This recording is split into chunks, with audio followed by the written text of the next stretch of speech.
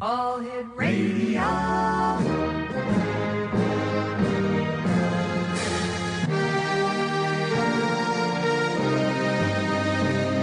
Welcome to the X Zone, a place where fact is fiction and fiction is reality.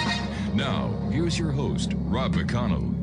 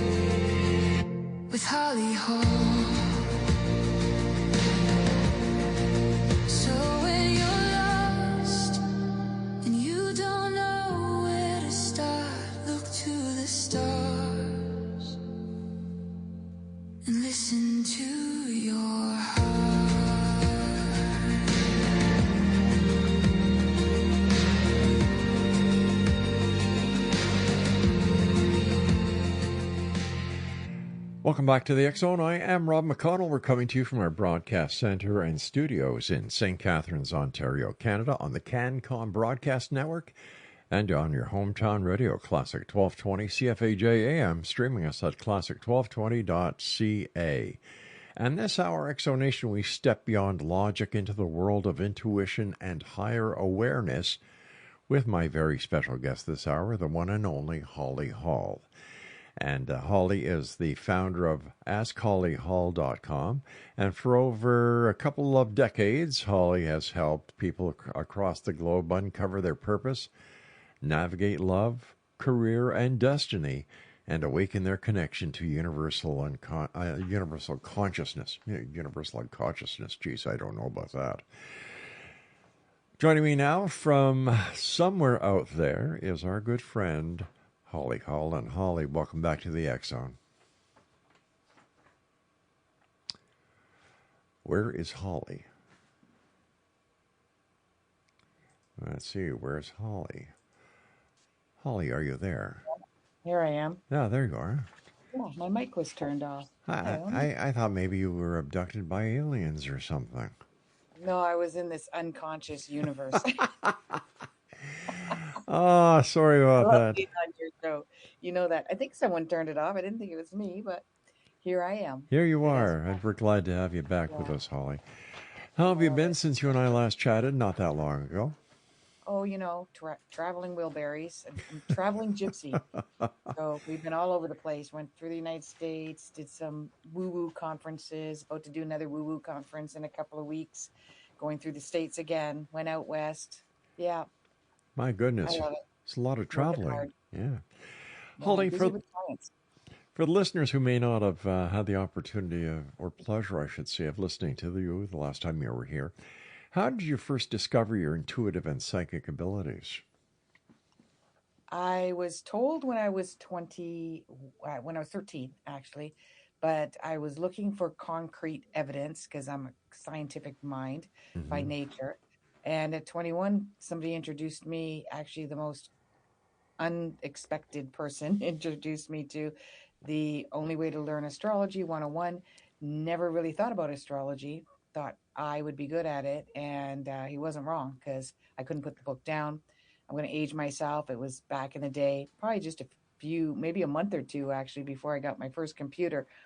And I had to do everything by hand. Like there's a 2.5-page sort of long division to line up where all the planets were the day you were born. The same thing an astronomer would do, or back in the day, what a ship mate might do when you're sailing a ship.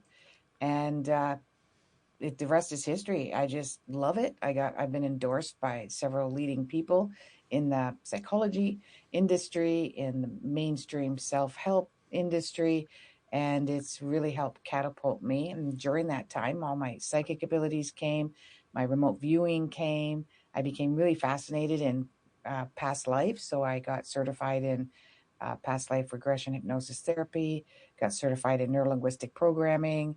I took psychology at University of York in Toronto. So I thought I'm like the perfect life coach because I can just wrap all this up and see everyone for who they are and why they're here. So how does being a life coach work using all the gifts that you have that are usually attributed to the paranormal?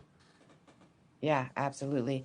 It helps me when I look at somebody's chart. A lot of people just think sun signs, but you're not. You're way more than your sun sign. There's over 3,000 different combinations. When I'm reading a chart, there's every single zodiac sign is in the chart in its own mathematical formation. And I read that like a language, literally like a language. And as I'm reading it, I start getting downloads. So the first time I meet you, you don't have to spend 2 or 3 or 4 sessions with me while I get to know who you are and what you're all about.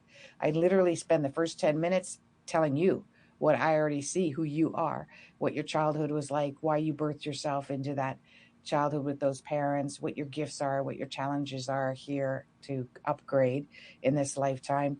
And by the time I'm finished that 10-minute spiel, most people's jaws are dropped. They're just like, you just explain me better than I can explain myself to myself.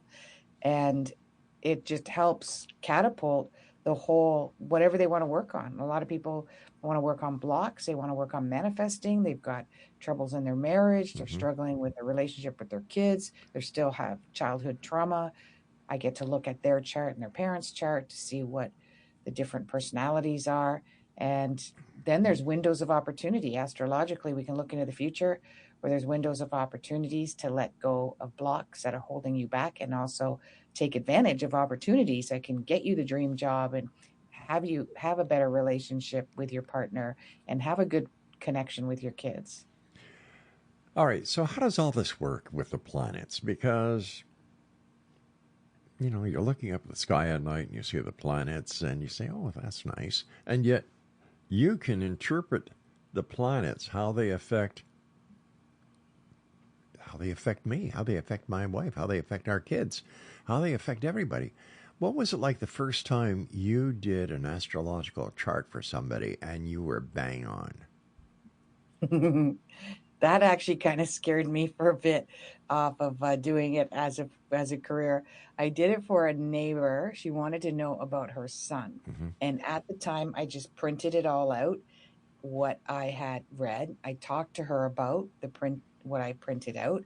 And it's an edited version. I didn't have a program that did it for me. I actually typed it all out myself. And he found it by accident. She was like, oh my gosh, you're bang on. But he was really introverted. She couldn't get through to him. He was like 21 years old. I was like 26, maybe no, 24. I can't remember. But he was a few years younger than I was. And he was really upset. It was so accurate. It scared him. It freaked him out. He was upset. He didn't understand why I would know all this about him. Because he didn't even share anything with his mom. And I was like, oh my gosh, what did I do? Now, months later, he did come to me and was more inquisitive and wanted to know more. And it was really helpful to get him out of his rut because he was in a bit of a rut. But yeah, I've had some pretty freaky situations with clients, but all of them are happy when they hear it. They're just surprised that I know what I know. Do you find that there's been a big change in the paranormal industry since COVID? Yeah, because just before COVID came, I was downloaded that I had to write this book. So I wrote 101 Answers from the Universe and literally just got question, answer, question, answer, question, answer. And a lot of the questions were from me. Mm-hmm. And then I would get the answers from source. And it was before COVID. It was like August, this summer of 2019. And the subtitle I was told to call it was Eyes Wide Open. I didn't know why. Now, when COVID hit, eyes were wide open. I mean, people were forced to see things that they didn't want to see, they didn't want to experience. And ever since then, I feel like it's just been full-on disclosure. The thing that I find really fascinating is that I'd found out that in the Ethiopian calendar, mm-hmm. we were actually in 2012. In 2020. You're kidding. Yeah. Interesting. Holly, stand by. Exonation Holly Hall is our special guest. Her website, askhollyhall.com. And we'll both be back as we continue here in the X Zone with yours truly, Rob McConnell, on the CanCom Broadcast Network and your hometown radio, Classic 1220, streaming us at classic1220.ca.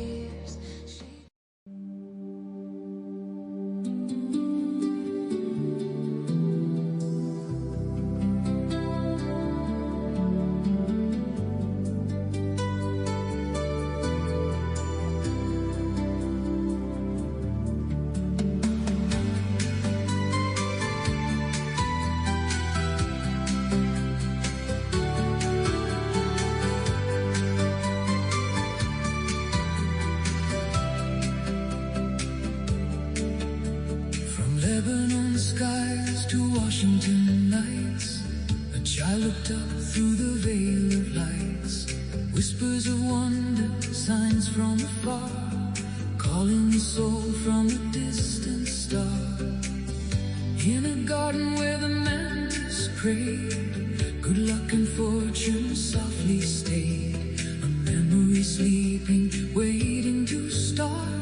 woke in the glow of the Antarean heart. The Antarean heart is calling through the silence, through the stars, with the mantis beings guiding, healing all the wounds and scars.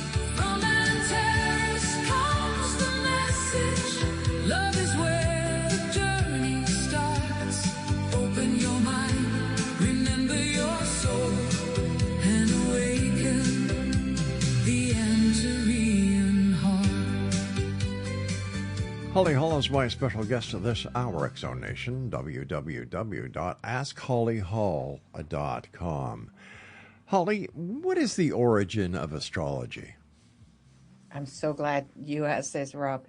It is literally 2,500 years old, more than 2,500 years old. It can even go back as early as 4,000 to 5,000 years old. And astrology is one of the oldest continuous practice symbol systems in human history. Its traditions go like across several civilizations and millennia. So it goes anywhere from the Babylonian to Greek astrologers, as well as Egypt, Ethiopian, and then the Vedic is about 2,000 years old. And they've been studying all the symbols since then. There's a lot of them were priests. Some of them were pastors. There's roots that go as far as, like I said, 5,000 years. And all of this symbolism that we follow is handed down, passed down from the ones that had started researching it centuries ago. What are some of the main symbols that you study? The planets are one of them. So each planet has its own symbol, and it goes from, well, there's the sun and the moon, which isn't planets, and then there's Earth, but we don't study Earth. Some do. Some astrologers study the Earth, but there's Mercury, Mars, Venus, and then there's Jupiter, Saturn, Uranus, Neptune, and Pluto. We still use Pluto, and some people even use the 13th sign, the zodiac, and then all of these planets go through zodiac systems, which are 12 zodiac systems. Everyone knows those, from Aries to Pisces, and that goes throughout the year.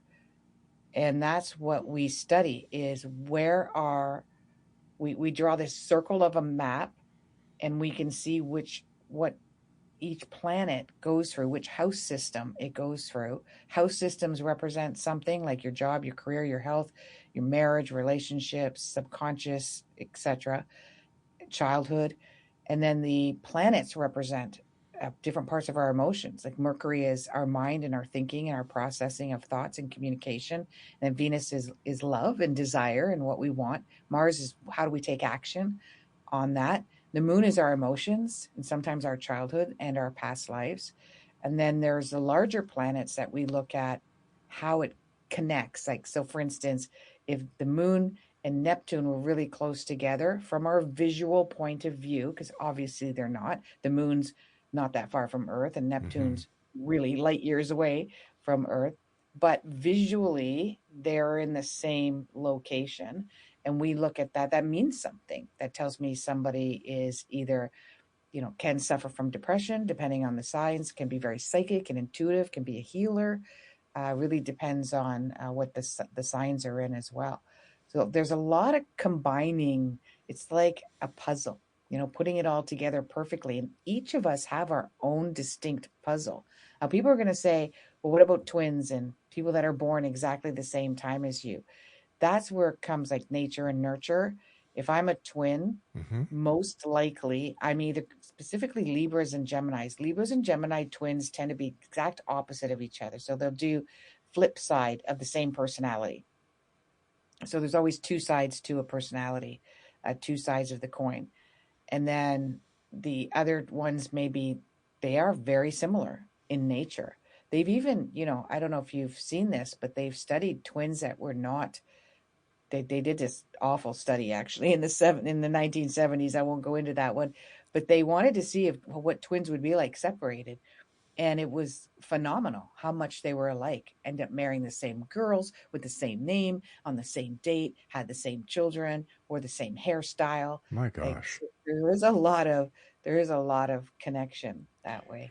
How did the ancients find out so much about the stars that we only are able to see with modern telescopes? That one blows me away. There is a hieroglyph that you can find. I can't remember. It's very, very, very, very old. And it has all the planets. Like it has all the sun and the moon and all Hmm. 10 planets on there. And there's no way that they could visually see that. Now remember, we lived in a dark sky back then, but we could, what do we have? Nothing else to do but stare at the sky at night. So we could see probably all the way up to Saturn, maybe even Uranus, but definitely we could see for till Saturn. I don't know how they understood the other three. It's even archaeologically, they're stumped at how would they know that and they knew the zodiacs, and as they had their own zodiac signs as well. They designed the names of the zodiac signs. Some of it is still mind-boggling, like the pyramids, right? Still Hmm. mind-boggling. So, how important is a person's birth chart when you're actually giving guidance about relationships, career, or life direction? To me, it's very important because it gives me the foundation of who the person is. I can see like, let's say I'm doing your chart and I'm doing your partner's chart, and you're saying we're having a difficult time right now. I can clearly see what is the difficulty and where it's coming from. And often personality conflicts. You may be thinking that your partner is purposely trying to tick you off or Hmm. is hurting you and doesn't care. But really, I can look at their chart and go, no, this is not what they're going through. They're going through X, Y, and Z, and they're working through something that happened with their mother when they were younger. And they can almost always they can go, oh my gosh, you're absolutely right. That's what's happening. They take it less personally and they look at it as something that they can get through. This is not a Hmm. permanent problem. We can work through this. And I have a great story where I feel like I saved a marriage. That's when I started recognizing I was clairvoyant, or I was doing remote viewing, because they were going on a vacation. They said if they didn't work out on this vacation, which is where they fought a lot, that marriage was going to be over after Ooh. that vacation. And I had suggested what they should do on the vacation according to their two different personalities. And they did that, and their marriage was fine after that. She really thought that he just didn't care to do things with her because she was more adventurous. He was really just want to just relax on the beach, and they worked it. And I told them to hire an agent, travel agent, to help them Hmm. plan it all out. And it worked out great. They were taking things really personally that had nothing to do with whether they loved each other or not. It was just that they had different personalities. And each one of them was working through their own issues at the same time. Yeah, Yeah. absolutely. And I made reference. I said, let's say that you guys went to the Bahamas and da da da da da, and you wanted to go on a tour, and he wanted to stay on the beach, because I could see their personalities were like that. And she says, "Oh my gosh, Holly, are you serious? Like, we literally went to the Bahamas last month, and that's exactly what happened." And I'd be like, "Uh oh." That's when I realized, okay, I'm remote viewing now the past. Hmm. What is a soul path reading? So soul destiny or soul path reading is that you've come into this lifetime, you signed a contract, Who do we and there are sign? Who do we specific sign the contract with? ourselves. Okay. Yeah, we sign well, and you do sign contracts with your family of a soul family, Okay. people that you do spend. It's much more I'm really simplifying it. It's this huge web of mixture of things of why we come back and do what we do. But there are specific things that we want to work on, and it really depends on how far along you are.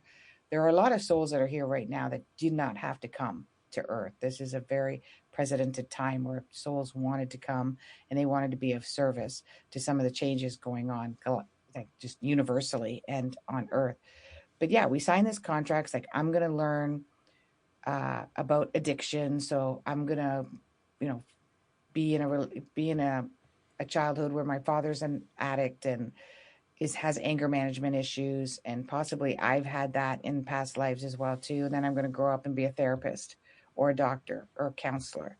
but I need to learn about addiction right from the get-go and the effect that it has on family and on individuals. That's kind of one way of looking at a soul contract. So why would we want to come back? All right, I understand it's to learn, but why would we put ourselves into a no-win situation, like wanting to come back and be homeless, to experience the homelessness, or to be a drug addict? Why would we want to do that, Holly? There's a collective energy here. So if you look at that, we are all one, and you can do all your own research. There's the law of one, and there's the law of raw as well. But if you look at the fact that we're all one, this part of the universe is disabled, or it is not functioning well. And we could escape, we could completely advance and just go into the heavens and not even care about what's going on here. But it's a huge ecosystem. And we have to care because it's affecting the rest of the ecosystem, even though we're not the cause of it or the blame of it. So we have to keep coming back in order to recalibrate this whole ecosystem, which is basically, some people can call it good or evil. You can call it negative or positive, but it's out of balance.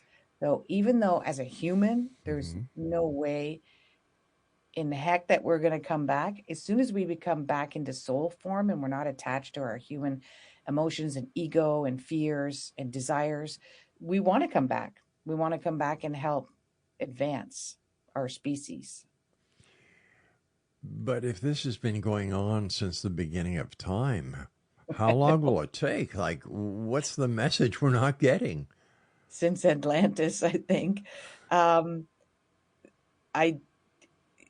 message we're not getting is, it's not that we're not getting it, it's that there is a lot of negativity that's taken over in the world, or evil that's taken over the world. And I don't want people to try to point out what the evil is. Like, people right now will go like, oh, it's this politician, or it's this country, or it's this system. That's nothing to do with that. We all have the ability to have evil thoughts or dark thoughts, or have greed or hunger or desire, malice or hate. We all have the ability to do that.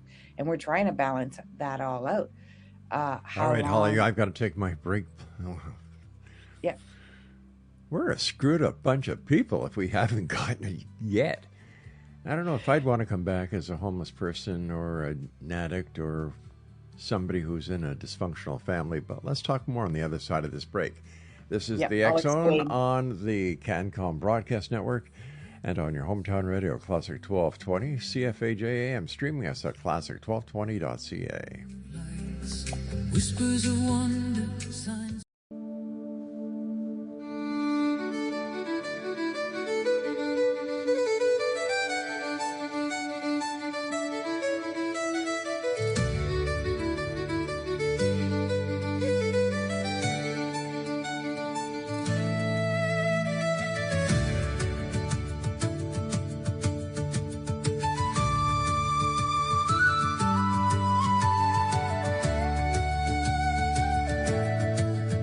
Where the Rockies kiss the midnight sky, ancient whispers never truly die.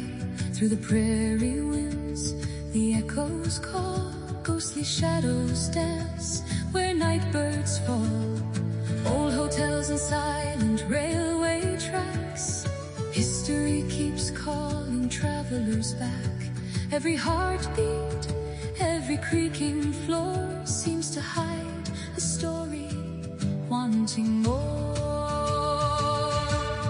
Haunted Alberta, where the spirits roam, every winding road could lead you home.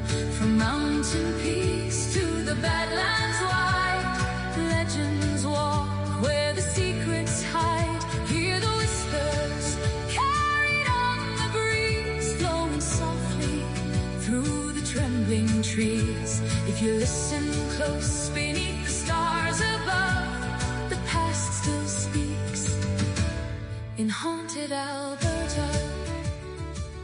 Holly Hall is our guest this hour, Exonation. Her website is askhollyhall.com. All right, Holly, explain that to me, because I'm sitting here saying, why would I want to come back and put myself through all that pain and anguish? Like, here I am, I'm getting there, and I'm saying, oh, shoot, I got to do it all over again? We hope that we upgrade a little bit so that the next time around is a bit better.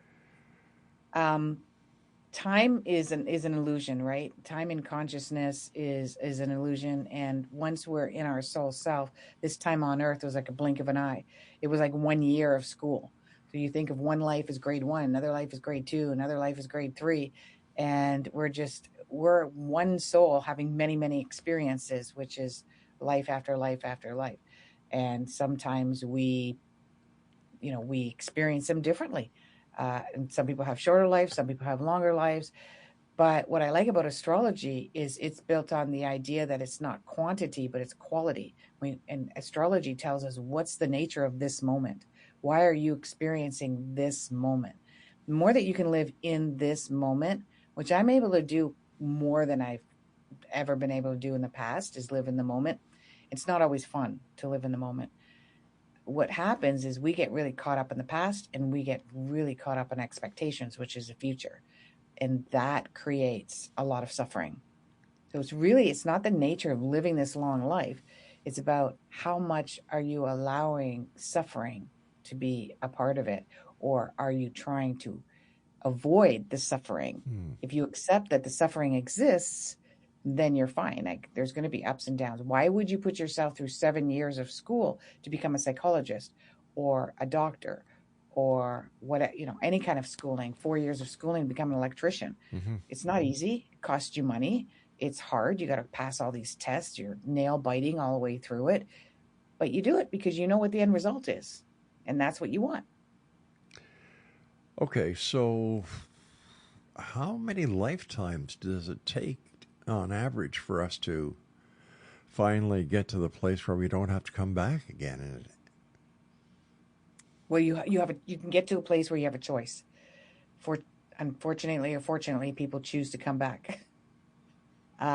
There's thousands of lifetimes. So I want you to look at it as a library with thousands and thousands and thousands of books in this library from floor to ceiling. Each book is a lifetime. The entire lifetime is in that book. But you got to read it page by page to understand the lifetime. You can't just read the last page and go, oh, I'm done. You got to read each page. And that's what one lifetime is like. So it's all there. But you have to go through it in order to experience it and to upgrade. But like I said, it's a huge ecosystem. So we're doing this collectively. Of course, there's the idea that we're living in a simulated universe. And some people might think that that's what we're doing, is we're simulating lifetimes. But I agree with you. I still struggle with the meaning of life too. But if we're all part of this collective and we're all feeding information into this collective, who's in charge of that collective? And why are they toying with us? Are we feeding them? There is the energy, like a God energy. There's a God energy, an all-loving energy. I'm not convinced it's a being, but we do want to create a form because we are in form. But I also believe there's all kinds of mastered, gifted, or not so gifted. Well, they're gifted, but they're more, there's a malevolent and a benevolent energy out there. That's all a part of the weaving of where we or our origin. There's a whole disclosure going out now with the UAP, all this disclosure, and they're already apparently talked to 600 pastors and priests around the world, because when this gets exposed, it's going to shake us where we come from. And I don't think it's a bad place, but it's going to shake a lot of people's religion or religious beliefs. I believe that all of the religious beliefs, it was to guide us to be good people, just to be on the side of good. Right. Most of them. Who is a master of it? We all are, because we are all every thread in the tapestry. We are each thread. So we're the ones that are the master weavers, all of us. I've often heard you talk about aligning with one's higher purpose. How can Right. listeners identify when they're out of alignment? Nothing goes right. Honestly, you're not happy, you're not content, things aren't going right. The other person got the job and you were perfectly qualified Mm, for it. Just everything seems to go off kilter. Now, even when it's trying to spearhead you into the proper direction, it can feel like everything is going wrong too. So how do you know? You know, as soon as you look, if you're making sacrifices, like I'm keeping this job because I get a good health plan. I'm keeping this job because I have a good paycheck. And where am I going to get paid this well again? If those are your excuses based on fear, and you're miserable at the job and you're not really a great parent or a great partner because of it, you're on the wrong path. But it takes guts, it takes a lot of courage, and it takes a lot of deprogramming because we're really programmed to be consumers. do And you? we're programmed by a lot of different things. We certainly are. Do you believe that everything in life happens for a reason, or is there still room for free will in the soul's plan? Oh, there's absolutely free will. What I like about it is, like, for instance, if I see a timeline for someone in the future, it might be a 1 year timeline, might be Hmm. 6 months, might only be a few weeks. You have a choice what you do with that timeline. If your doctor says you're diabetic and you need to get healthier, there's 10 of us that could do it in 10 different ways and all achieve the same goal. It's a matter of what is your goal. Your goal is to be, drop your blood sugar and be healthier, maybe drop a few pounds. Right. That's your goal. But there's 20 different ways to get there. But if we come here after writing out a contract with ourselves, wouldn't we know based on the number of times that we've we've passed, come back, what to do and what not to do? You would think so. Yeah. This is what frustrates me the most is that we are supposed to pass this along generation to generation. We're supposed to teach each other that we're healers, that we're telepathic, that we can use Mother Earth to support us in food and nature and calming and medicine. We're supposed to learn this. We're supposed to pass it down to each other, but a lot of systems have come into place to take that away from us, to make us realize or feel or lose it that we don't have these powers and these abilities to have peace and harmony and contentment and pure love amongst each other and in our ecosystem called Earth. If you go out of your way to work on yourself and find where you can find that peace and that love and that stability, Hmm. and you're on that path, you're going to be a much happier person, even though you don't have all the money and the finances and the riches or all the loves in your life, and you still have the childhood that you can't change. You can still see that there's a different path. And once you're on it, you're going to be a lot more comfortable while you're on it. But sadly, Hmm. we have lost that. And I believe we're in the midst of gaining it all back. Beginning now, we're at the tipping point of taking back our power. You were talking before about the person who may be doing a job because the money is good, that the benefits are good, the health plan is good, and he's kind of not happy. But if he's a parent and he realizes that what he's doing is for the best of his family, doesn't that account for something? It does, but there could be 10 other jobs out there that he could get the same money, get the same benefits, but he's too afraid. So what ends up happening? Something could happen with his health, minor or major. He could get fired. The universe says you don't like your job, or are you going to quit, or are we going to get you fired? All right, but on the other hand, he could get promoted to a better position within the company where he really loves his job.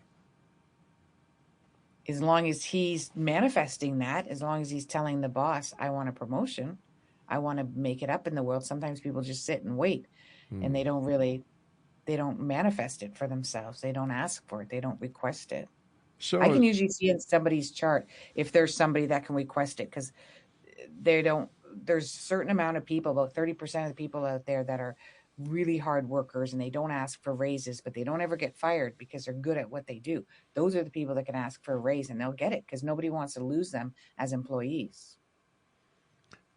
So is this a part of our society that has failed the workers, where we don't teach them to know their own worth? Or I'd say is it's it more or cultural. cultural, eh? Yeah, it's more of our culture, our westernized culture, because we're being, if you watch the movie Happy, you might be able to find it on Netflix. I know you can find it on YouTube. It's harder to find it in Canada. And it was a documentary where they did research all around the world looking for Mm, the happiest people. And the happiest people were the poorest people that lived in like third world yeah. or close to that kind of Well, they environment. have no stress, basically. They have no stress. They have Yeah. big families. They Yeah. all work together to keep their food on their table and the house. They have no choice, right? That's right. And some of them were in the United States too. There was one area where they were in the United States in a poorer part of the Mm. states. Yeah. Holly, stand by. We've got to take our final break. In X Zone Nation, if you'd like to find out more about this very interesting young lady, visit her website, askhollyhall.com. And Holly and I will be back as we wrap up this hour and tonight here in the X Zone with yours truly, Rob McConnell, from our broadcast center in St. Catharines on the CanCon Broadcast Network, and of course on your hometown radio, Classic 1220 CFAJ AM, streaming us all over the world, and probably out to a couple of planets if I know Peter Bordley over there, at classic1220.ca. Don't go away. Prairie winds, the echoes call, ghostly shadows dance where night birds fall. Old hotels and silent railway tracks. History keeps calling travelers back. Every heartbeat, every creaking floor seems to hide a story, wanting more. Haunted out.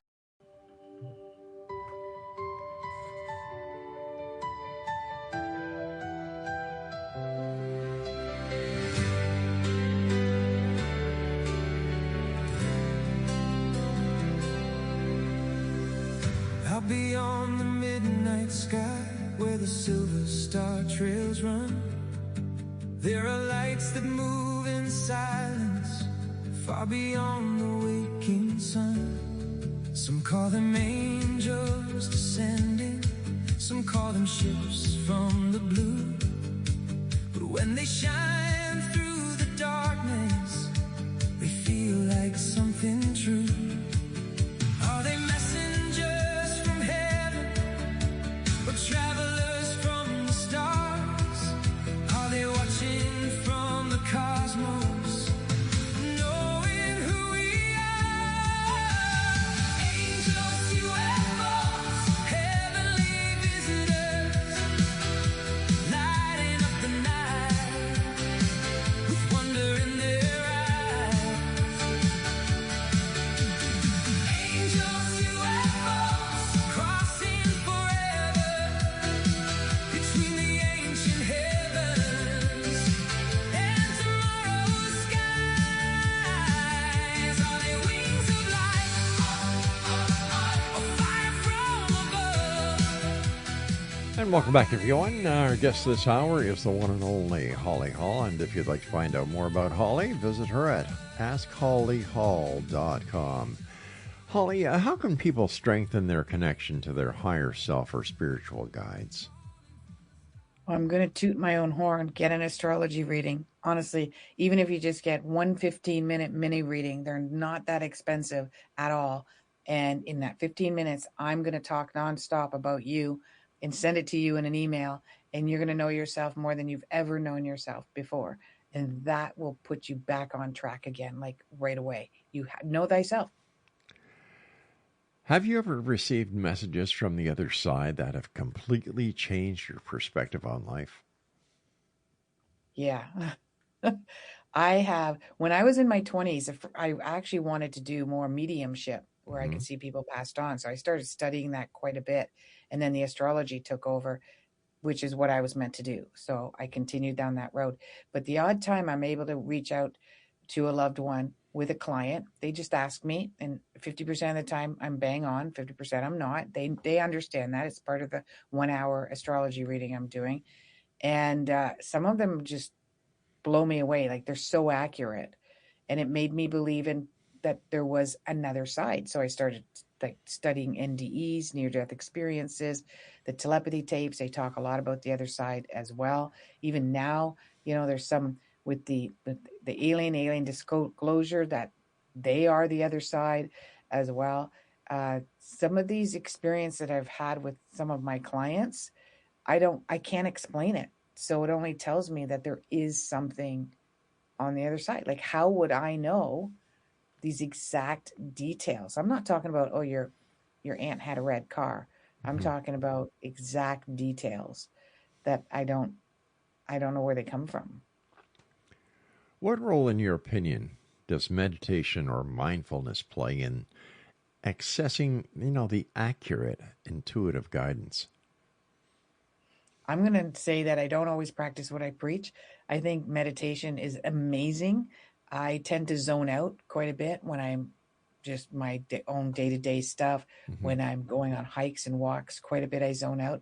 Mindfulness is something I practice all the time, though. I think that's even more important. If you can't do meditation, then just do mindfulness, where you're really aware of what you're doing. And walking in nature will do that. You have no choice but to be mindful, unless you're plugged in and you're listening to a crazy podcast.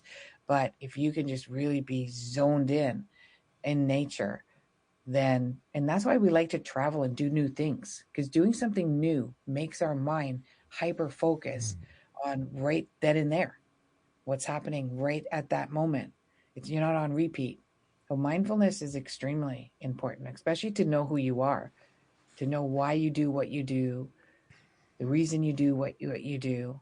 That's not always easy, because we live in a world where we're taught to escape those feelings. How has technology like online readings, video calls, and social media changed the way you connect with people energetically?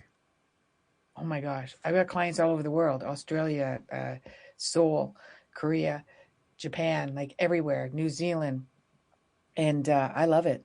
It's been a huge game changer.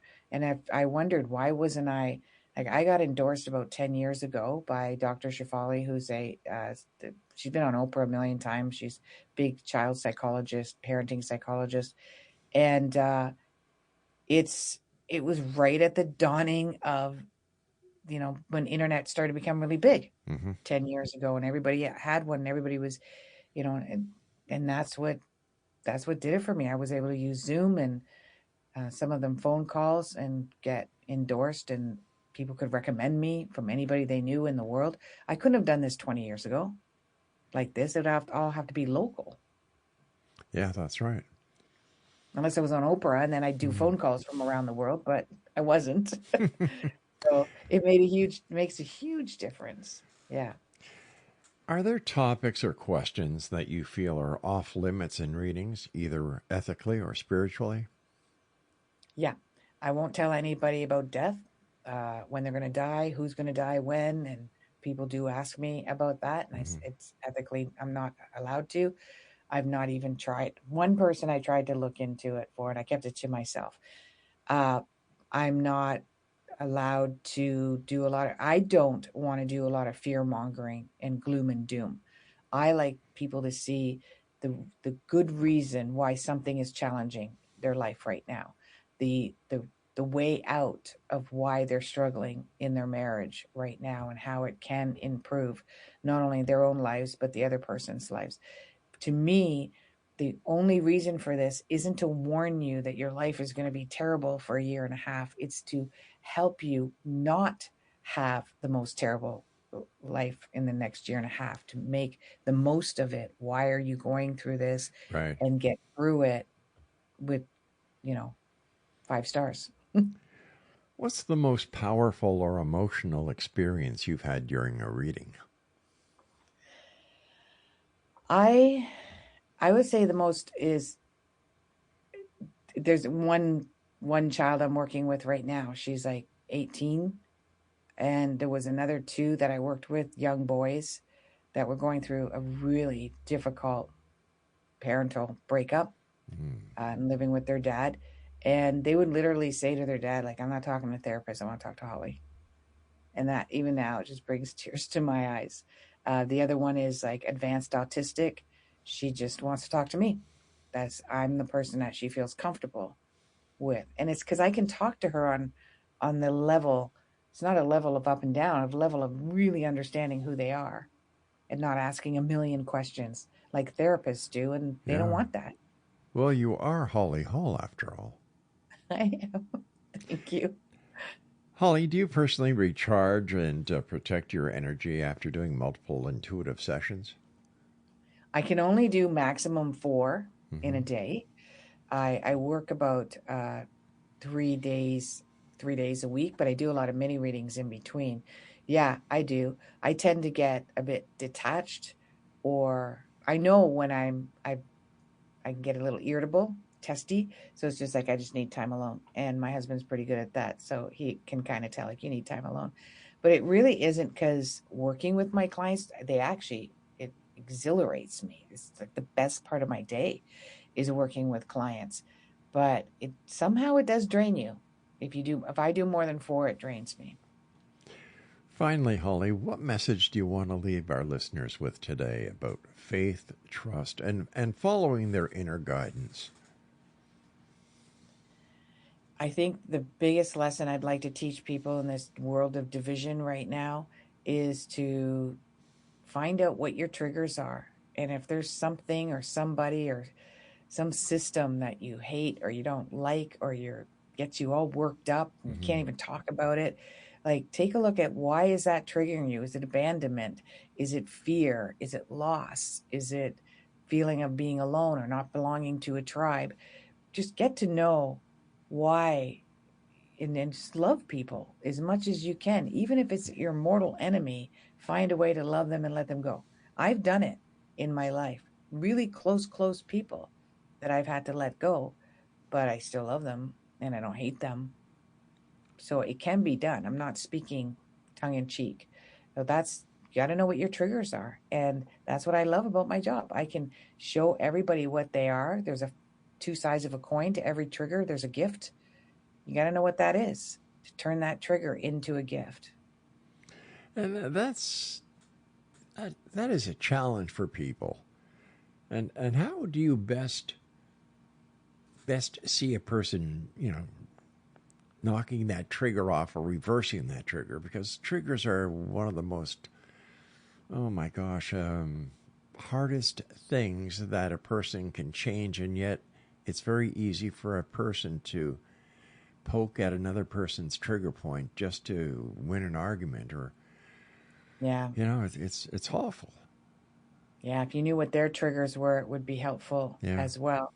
But we're not that transparent with each other. We're not raised to be that way. But observation is the biggest key. Just observe yourself when you're being triggered, and even in that first 3 seconds, just observe between being triggered and reacting to the trigger. And everybody's different. You might actually yell at somebody, or you might go have a cigarette, or you might, slam the door and go into your room. But while you're doing that, what is going on in your body and what is going on in your mind? Just observe when you're doing it. You don't have to fix it. You don't have to know it. You just go like, uh-oh, I'm being triggered right now. I'm grabbing that extra cigarette I probably wouldn't have had. Or I'm going, I'm looking for the bag of chips. Just observe it. I'm being triggered. I don't know why, but I know I am. And that's it. And if you do that over and over and over again, eventually you're going to go, okay, I see a pattern here. Holly, and through time, the time has come when you and I must say so long for now, my dear friend. Let our listeners know how they can find out more about you and how they can contact you for a one-on-one consultation. Yeah, I have several different types of readings. Like I said, from 15 minutes to 1 hour. It is askhollyhall.com. All my social media is right on that website. My Substack, where you can get 20% off, is on the website. Everything you need is right there. Holly Hall, thank you so much for joining us. And once again, my very best to your family. And I look forward to the next time you and I meet here in the X Zone. I do too, Rob. Thank you very much. Take I care, love it. Take care, my friend. And that's it for tonight, X Zone Nation. I will be back tomorrow night at 10 o'clock as once again we cross the time-space continuum to this place that I call the X Zone. It's a place where people dare to believe and dare to be heard, and it's a place where fact is fiction and fiction is reality. Every night we're here, Monday through Friday, from 10 p.m. Eastern until midnight on the CanCon Broadcast Network and your hometown radio, Classic 1220 CFAJ AM here in St. Catharines, and they stream us at classic1220.ca. So until tomorrow night, when once again we meet, always remember to keep your eyes to the sky and your heart to the light. Good night, everyone. Through the darkness, they feel like some